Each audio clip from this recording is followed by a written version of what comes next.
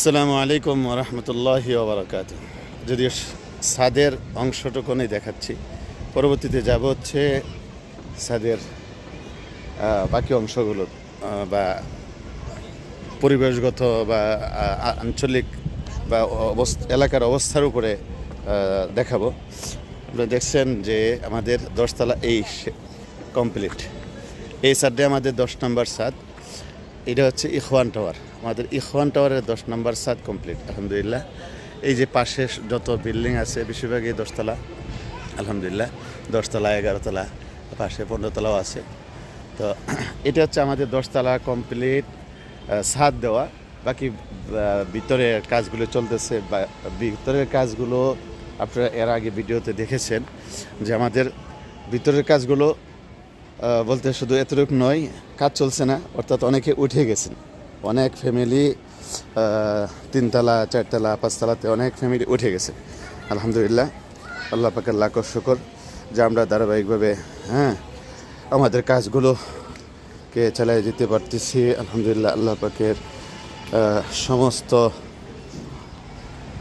আফদ বিপদ বালা মুসিবত থেকে আল্লাহ আমাদেরকে হেফাজত রেখে আল্লাহ তাআলা যে আমাদের এতটুকু করার তৌফিক দান করেছেন, আল্লাহর কাছে শুকরিয়া আদায় করে আলহামদুলিল্লাহ।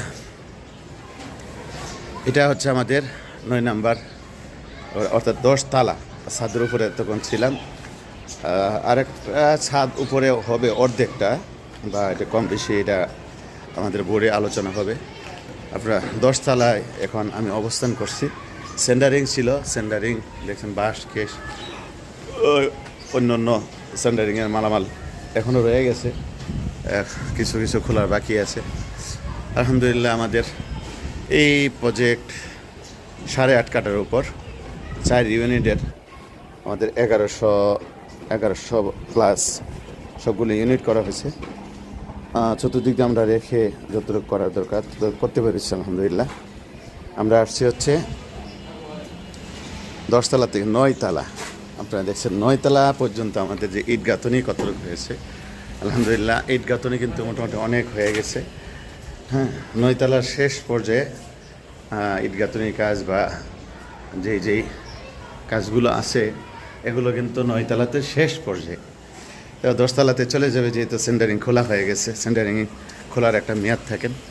আমাদের মিস্ত্রিরা এখনও কাজ করতেছে, অর্থাৎ 9তলার পূর্ব পাশটাই শুধু বাকি আছে।